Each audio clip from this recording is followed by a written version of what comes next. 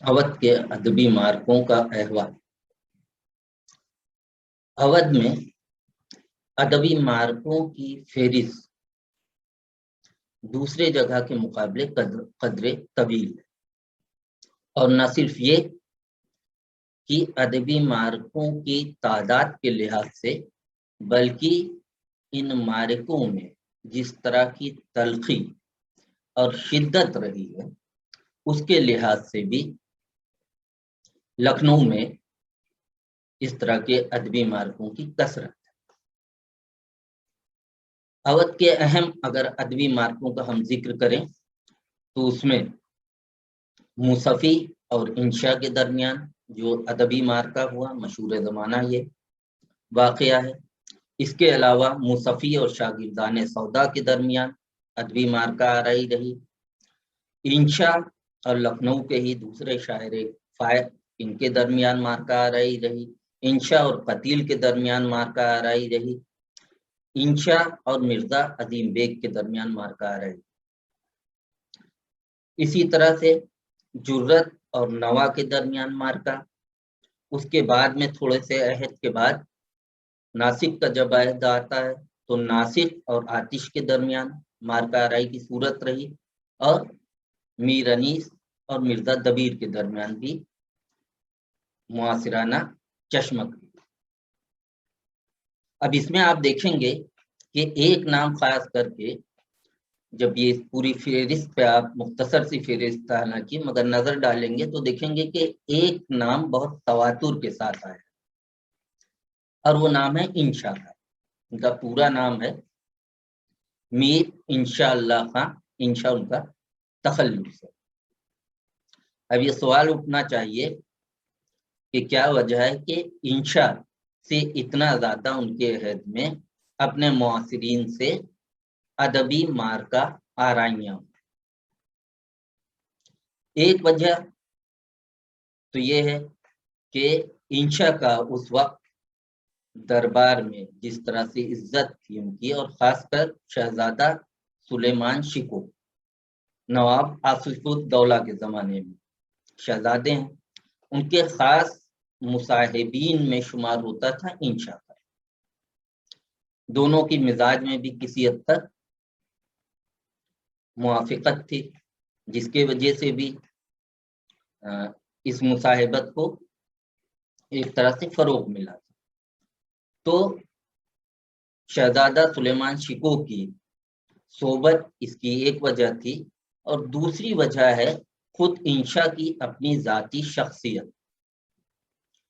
انشا اپنے زمانے کا نہایتی ذہین شخص ہے،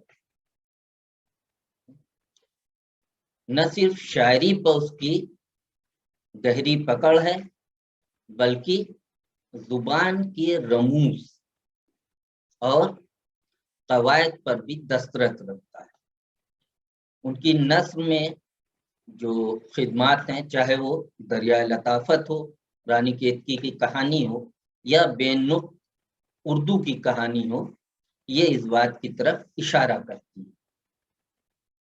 شاعری کی بھی اس قدر صلاحیت تھی کہ فوراً شعر کہہ دیتے تھے۔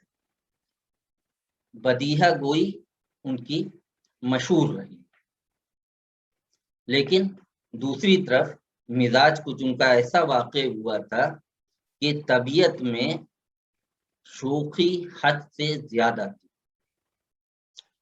ظرافت ان کے مزاج کا خاص ساتھ، بے تکلف ہو جانا، یہ دیکھے بغیر کہ کہاں پر کیا بات کہنی چاہیے اور اس کے اثرات کیا ہوں گے، جو بات ان کے ذہن میں آئی وہ حلق میں رک نہیں سکتی تھی، نوکے زباں پہ آنا، اور نوکے زباں پہ آنے کے بعد باہر آ جانا، یہ ان کے مزاج کا حصہ تھا۔ اسی لیے اگر ان کے سامنے ذرا سی لغزش ان کو ملی، انشا کو کسی کی بھی، تو اس کی گرفت کرنا، اس پہ طنز کرنا اور اس کا مذاق اڑانا اور تضحیک کرنا، یہ انشا کی عادت ہے۔ تو اب ایسی صورتحال میں جہاں پر شعراء کی تعداد بھی خاصی ہے، تو یہ بہت فطری ہو جاتی ہے چیز کہ آپس میں چشمہ شروع ہو جائے. یہی صورتحال انشا کے ساتھ بھی پیش آتی ہے. اب انشا کی بات چلی ہے تو صرف اس لیے کہ انشا کے جو اتنے مارکے رہے ہیں اس کی تفہیم کے لیے انشا کی شخصیت دیکھیے کس طرح کی ہے کہ انشا کے ایک بے تکلف دوست تھا. اسی عہد کا لکھنؤ کا ایک بڑا شاعر ہے شیخ قلندر بخت جرت ان کا تخلص ہے.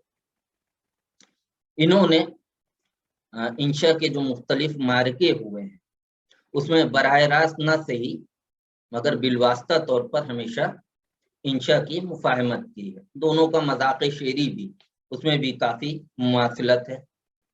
انشا کے خاص دوستوں میں شمار ہوتا ہے، مگر انشا کو دیکھیے کہ جب موقع مل گیا ہے تو دشمن اور رقیب تو دور کی بات ہے، انہوں نے اپنے دوست کو بھی نہیں چھوڑا ہے. ٹھیک ہے، ایک تو ایسے ہی انشا کی شخصیت ایسی تھی کہ آدھے لکھنؤ سے ان کی پہلے سے مارکا آرائیاں تھیں. تو ایسے شخص کے دوست کتنے ہو سکتے ہیں؟ تعداد ظاہر سی بات ہے کم ہوگی. اب اس میں بھی ایک خاص دوست ہیں، ان کے ساتھ ان کا مذاق کا طریقہ دیکھیے.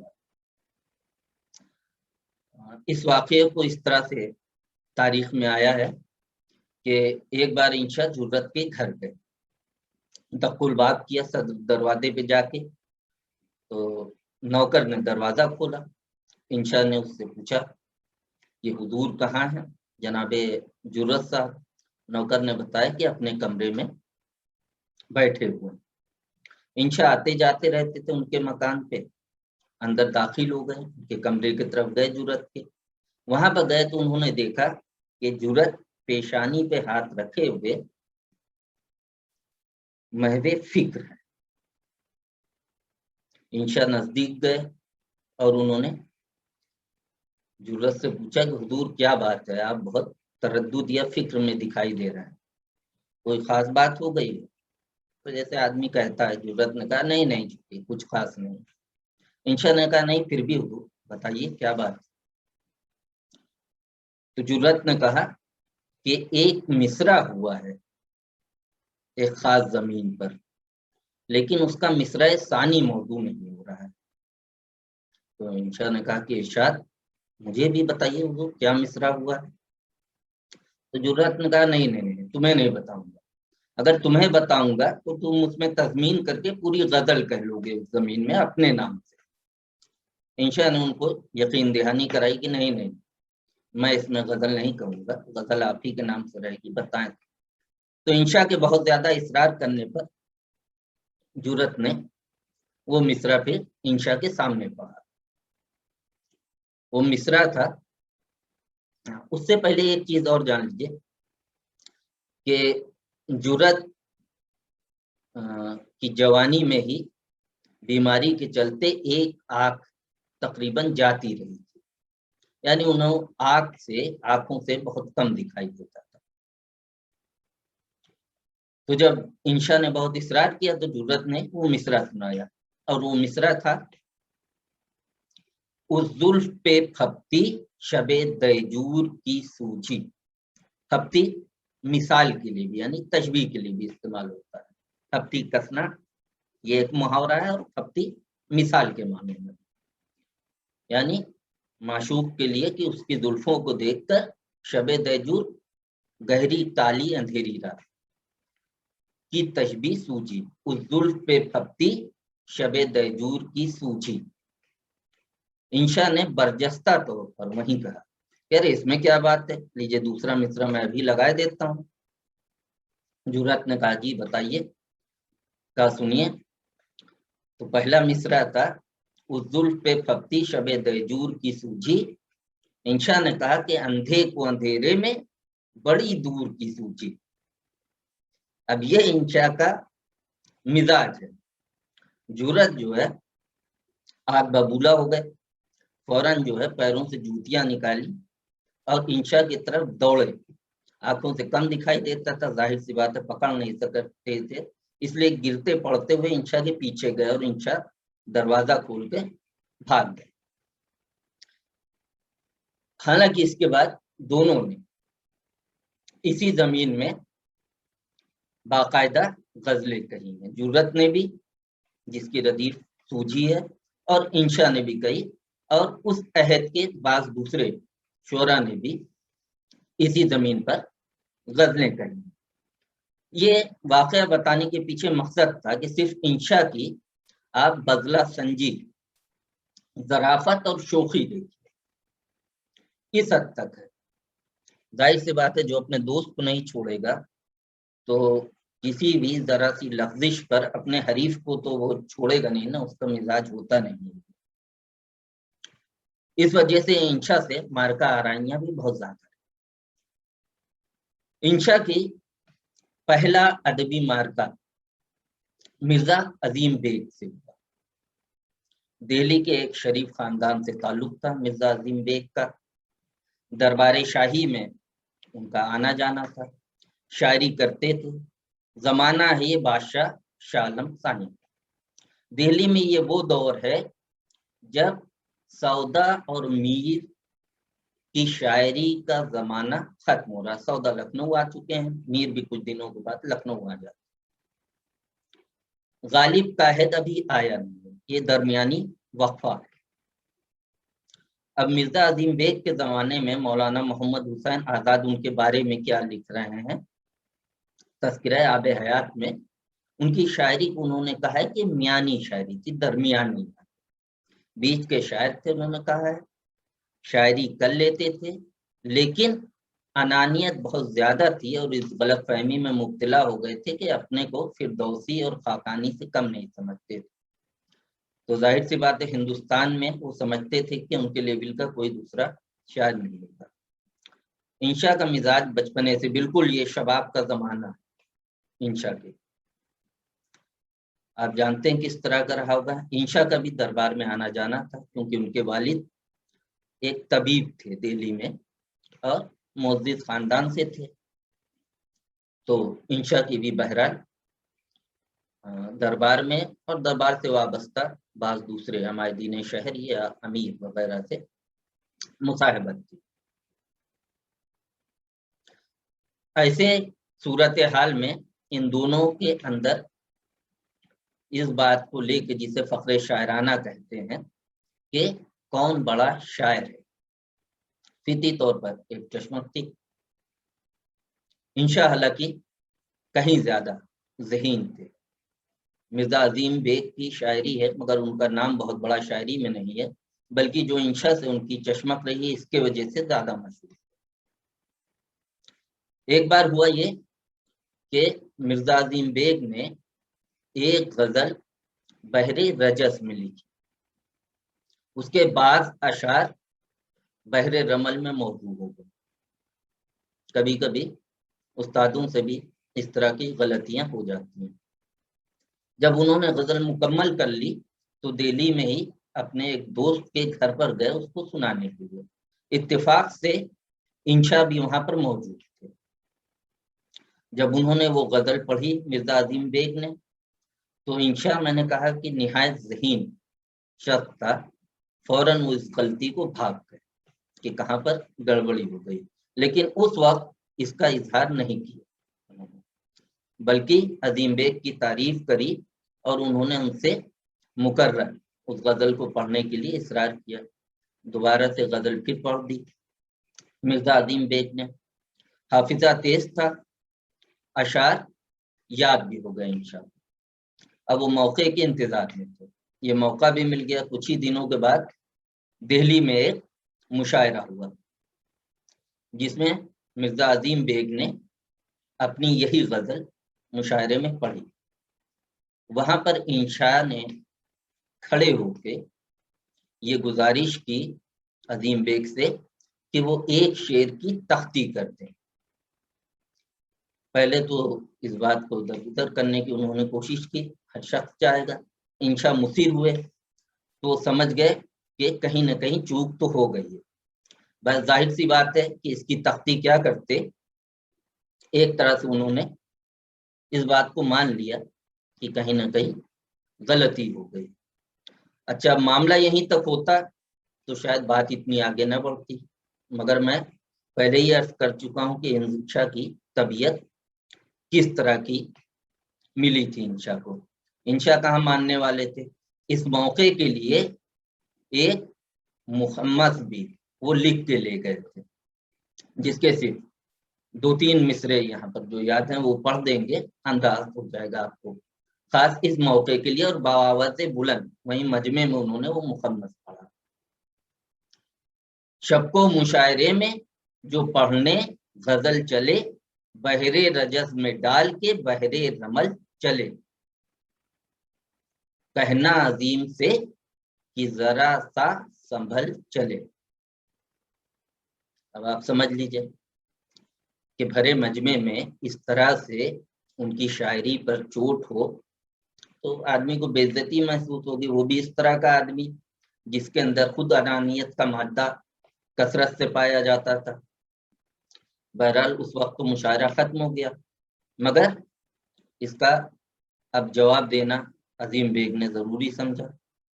تو انہوں نے بھی ایک مسدس لکھا اور اس مسدس میں انشا کی شاعری پر تو اعتراضات کیے ہی تھے، اپنے فقر شاعرانہ کا کثرت سے اظہار بھی کیا تھا، ساتھ ساتھ انشا پر ذاتی یا شخصی چوٹیں بھی کی گئی تھی. اور وہ لکھ کر اپنے نوکر کو دیا کہ یہ مکان پہ لے جائیں انشا کے اور وہاں پر پہنچا دیں. بہرحال نوکر نے یہ کام کیا.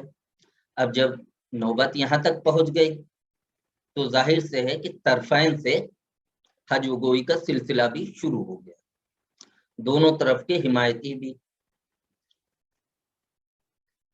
ایک ایک گروہ میں تقسیم ہو گئے. ایک مشاعرے میں تو نوبت یہاں تک پہنچی کہ یہ زبانی لڑائی اب تک جو عظیم اور انشا کے درمیان چل رہی تھی یہ ہاتھ پیر کی لڑائی میں تبدیل ہو جاتی، تلواریں کھینچنے کی نوبت آ گئی. مگر شاہی دربار سے تعلق رکھنے والے 2 امیر اس مشاعرے میں موجود تھے، انہوں نے مداخلت کری اور کسی طرح سے مصالحت کروا دی، معاملہ رفع دفع ہوا. لیکن اس کے بعد انشا کو احساس ہو گیا تھا کہ دراصل وہ جس قدر و منزلت کے مستحق ہیں شاعری میں وہ ان کو شاید دہلی میں نہیں مل پائے گا، وہ قدردانی نہیں ہو پائے گی. دوسرے یہ کہ اس مارکے کے بعد انشا نے یہ بھی دیکھا تھا کہ دہلی میں ان کے مخالفین کی تعداد میں روز بروز اضافہ ہوتا جا رہا. ایسی صورتحال میں انہوں نے یہ بہتر سمجھا کہ ایک ایسی جگہ پر جہاں پر شعر و شاعری کا چرچا زیادہ ہے تو دہلی سے انہوں نے رخت سفر باندھا اور لکھنؤ کی طرف چل دیے. دہلی کی اس وقت میں عرض کر چکا ہوں کہ شمع شاعری کی لو مدم پڑ رہی تھی. دوسری طرف لکھنؤ میں سخن کے نئے نئے چراغ روشن ہو رہے. انشا لکھنؤ آ گئے، لکھنؤ میں سکونت اختیار کر لی. انشا کی جو اہم کاوشیں ہیں وہ چاہے نظم ہو یا نظم وہ دراصل لکھنؤ میں ہی. لکھنؤ میں ایک بار جب انہوں نے سکونت اختیار کر لی تو پھر زندگی بھر لکھنؤ کے ہو کے رہ گئے. لکھنؤ انہیں راس بھی خوب آیا. ایک وجہ تو یہ تھی کہ خود مختار حکومت تھی لکھنؤ میں، معاشی طور پر بھی خوشحالی تھی، دربار میں شعر و شاعری کی محفلیں آراستہ ہوتی تھی، دربار تھی تو دربارداری تھی، قصیدے لکھے جاتے تھے، قصیدہ نگاری بھی تھی، قصیدہ لکھنے والے تھے، قصیدہ سمجھنے والے تھے. ممدوح بھی ایسے تھے کہ نہ صرف تعریف کرتے تھے بلکہ ان کے پاس یہ قوت تھی کہ وہ انعام و اکرام داد و دہش سے نواز سکیں. تو لکھنؤ میں دربار میں باقاعدہ شعراء کو نوکری ہوتی تھی، ان کو تنخواہ یا پینشن ملا کرتی تھی، ایک طرح سے وظیفہ کہہ لیجیے جسے مشاعرہ کہتے تھے. تو لکھنؤ کی شاعری میں بھی اس خوشحالی کی وجہ سے آپ دیکھیں گے دربار کے اندر اور باہر نشاتیہ رنگ پایا جاتا. اب جس طرح کا مزاج تھا انشا کا اور جو ان کا مذاق شعر تھا اس میں اس طرح کی فضا ظاہر سی بات ہے ان کے لیے سازگار ہونی تھی. اب انشا کا دوسرا معرکہ جو ہے وہ شیخ غلام حمدانی مصفی سے ہوا ہے، اور یہ مشہور زمانہ معرکہ ہے جو بہت لمبی مدت تک چلا، اور یوں بھی کہہ سکتے ہیں کہ جب تک یہ دونوں استاد باقید حیات رہیں آپس میں ان دونوں میں پھر پٹی نہیں، صرف ابتدائی زندگی کو چھوڑ دیں۔ جس وقت دہلی سے لکھنؤ آئے انشا، اس سے پہلے مصفی لکھنؤ آ چکے تھے، سکونت اختیار کر چکے تھے، لکھنؤ میں شاعری کر رہے تھے۔ اب انشا اور مصفی کے درمیان یہ معرکے کا آغاز کس طرح سے ہوتا ہے، اس کے بارے میں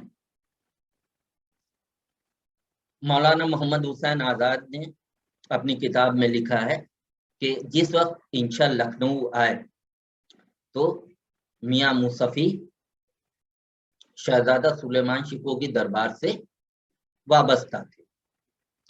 جب انشا یہاں آ گئے تھوڑے ہی دنوں میں ان کی شاعری کی مقبولیت خاص و عام میں ہونے لگی، تو بھی دربار میں بھی ان کی دخل ہو گیا۔ جب دربار میں دخل ہوا تو جلد ہی انہوں نے شہزادے کا دل جیت لیا، اور وہ مقام جو اس سے پہلے مصفی کو ملا ہوا تھا وہ اب انشا کو مل گیا، اور مصفی کے مشاعرے میں بھی تخفیف ہو گئی جس کا انہیں رنج تھا، اور یہی سبب بنا انشا اور مصفی کے درمیان معرکے کی ابتدا کا۔ اب اس بیان سے اس لیے پورے طرح سے اتفاق نہیں کیا جا سکتا آزاد کے کہ اس سلسلے میں خود مصفی کا اپنا بیان موجود ہے، تذکرہ ہندی یا جسے تذکرہ ہندی گویاں بھی کہتے ہیں۔ یہ مصفی کا شعراء اردو کا تذکرہ جو مصفی نے خود لکھا ہے، اس میں جہاں پر وہ انشا کا ذکر کرتے ہیں وہاں پر انشا کے بارے میں لکھ رہے ہیں کہ شہزادہ سلیمان شکوہ کے حضور میں رسائی ان کی انشا کے توسل اور انشا کی ایما پر ہوئی ہے۔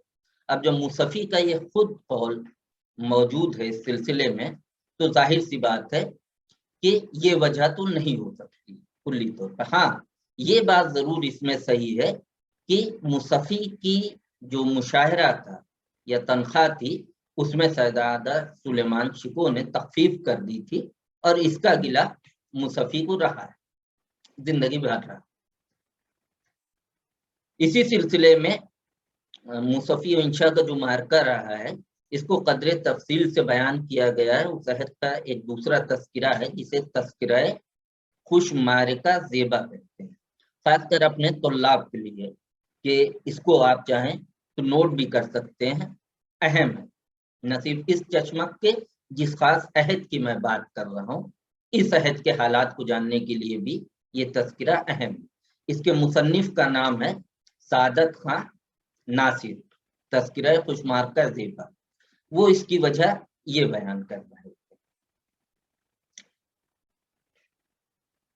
کہ انشا اور مصفی دونوں بزرگوار شہزادہ سلیمان شکوہ کے حضور میں یا ان کے دربار میں نوکر تھے۔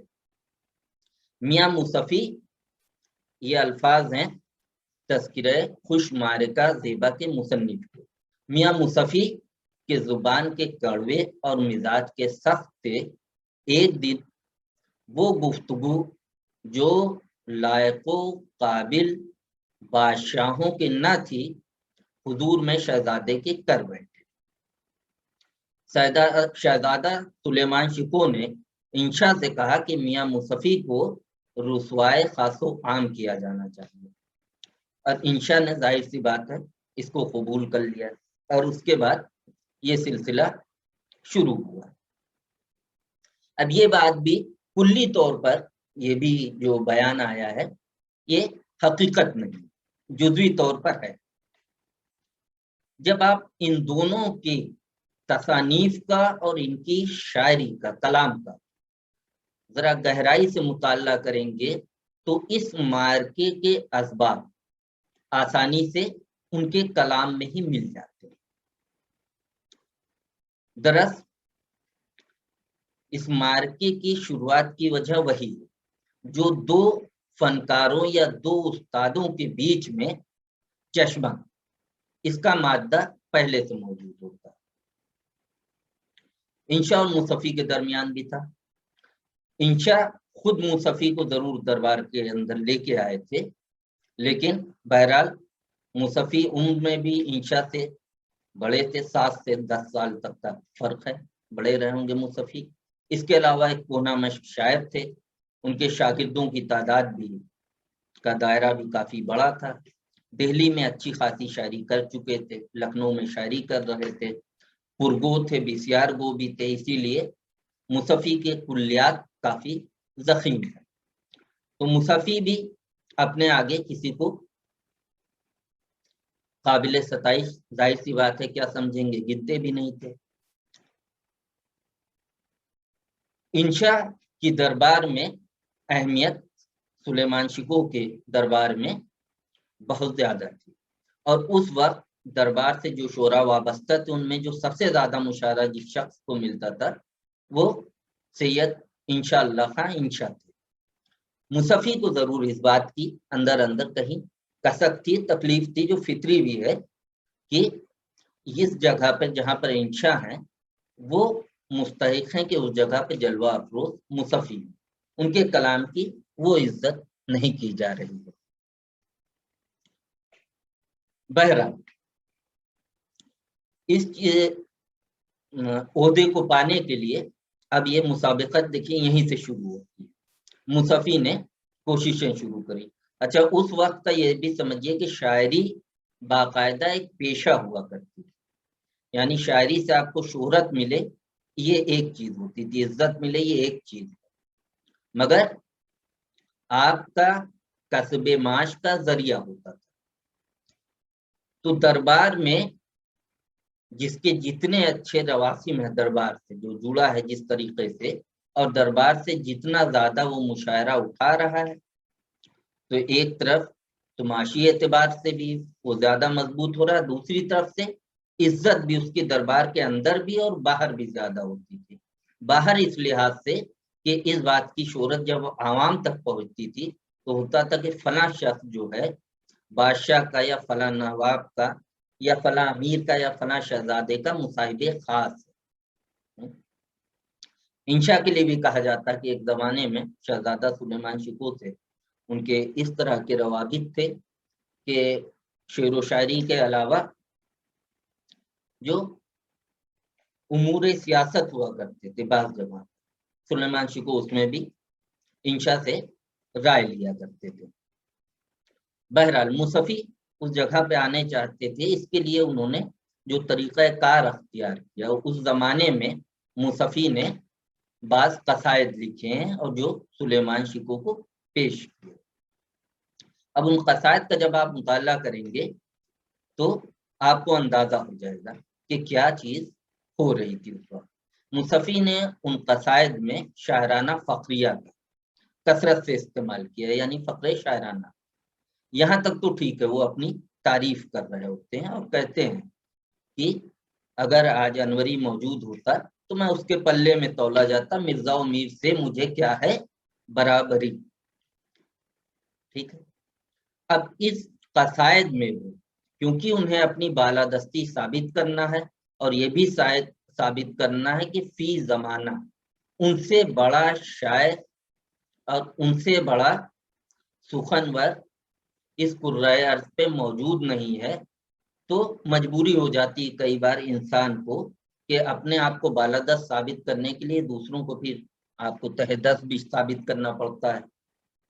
اپنے زمانے ہی کے صرف شعراء کو وہ کرتے تو شاید بات اتنی نہ بگڑتی، مگر اس کے لیے انہوں نے جو طریقہ اختیار کیا وہ میر اور سودا کو بھی نہیں چھوڑا ہے۔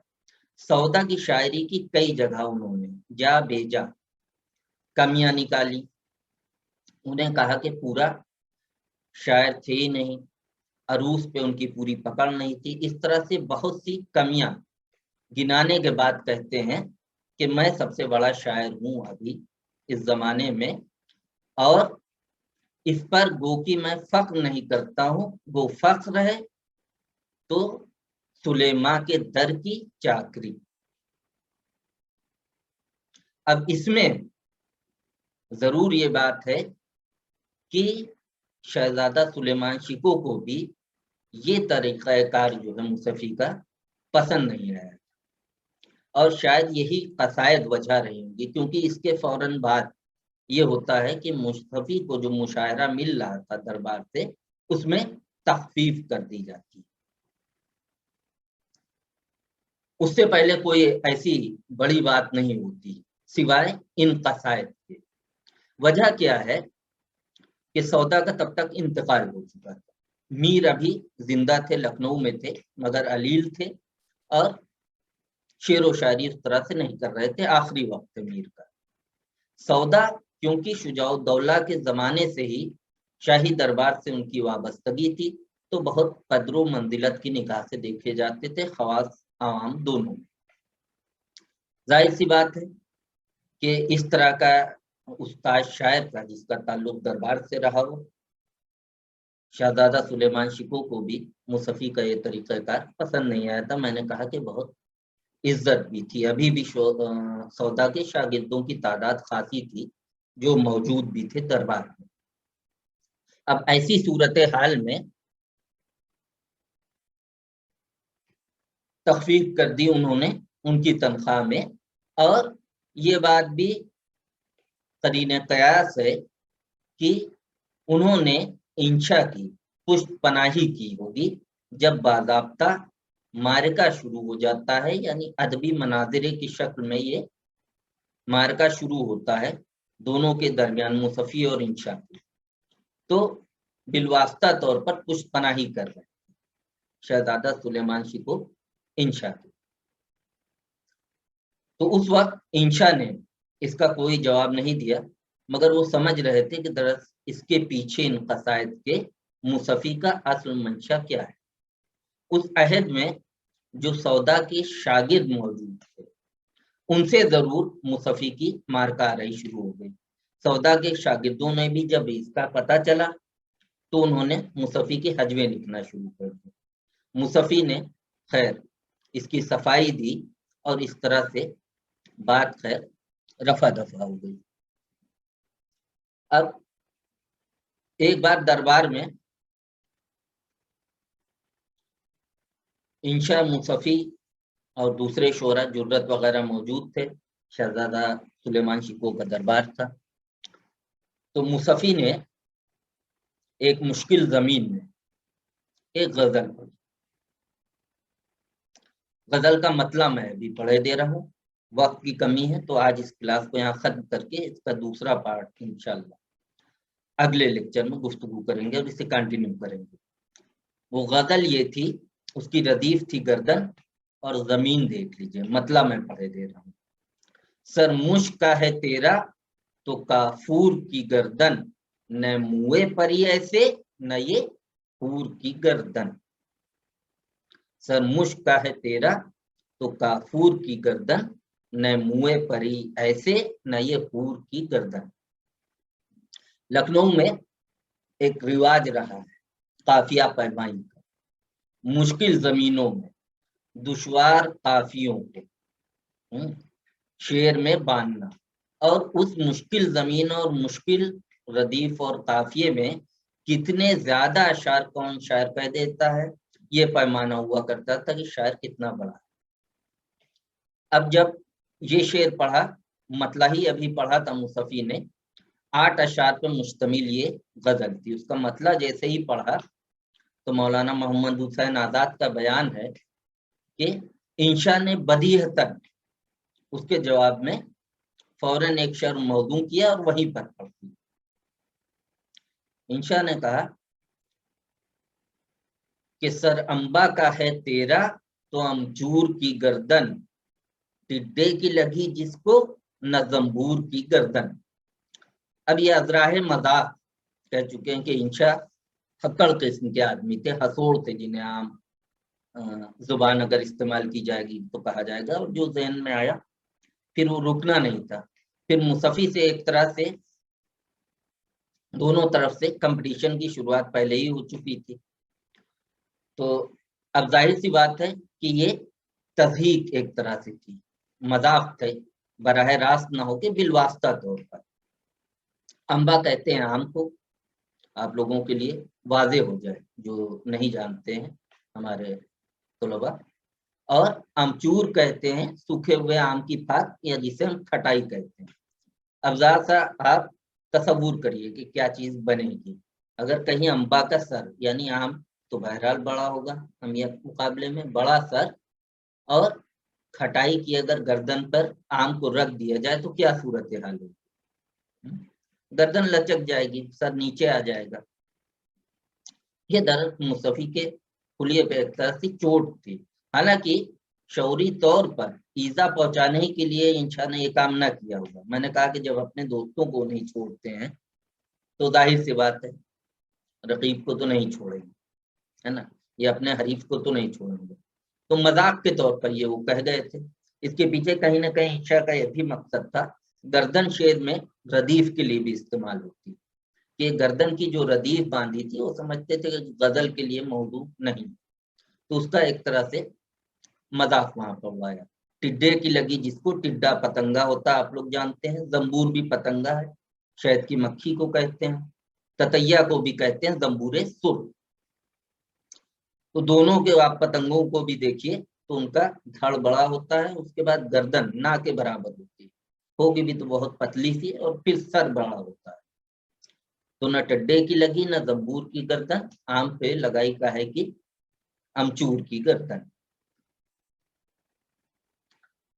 ابھی اس بات کو یہیں پر ختم کرتے ہیں.